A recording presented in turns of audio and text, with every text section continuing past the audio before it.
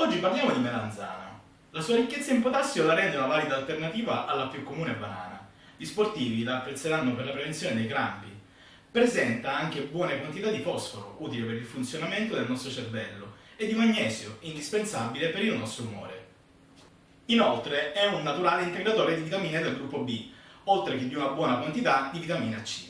Essendo composta per oltre il 90% d'acqua, è un ottimo depurativo dell'organismo. Inoltre, le quantità di minerali presenti la rendono un buon remineralizzante e ricostituente. La presenza di sostanze amare, simili a quelle presenti nel carciofo, contribuisce alla digestione. Migliora anche il profilo dei grassi nel sangue.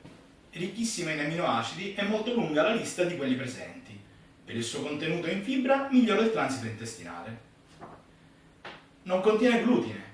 È un ortaggio che va consumato cotto perché contiene una sostanza sgradevole chiamata solanina, che viene inattivata dal calore. Ha un potere calorico molto basso, quindi è molto adatta a chi tiene particolarmente alla linea.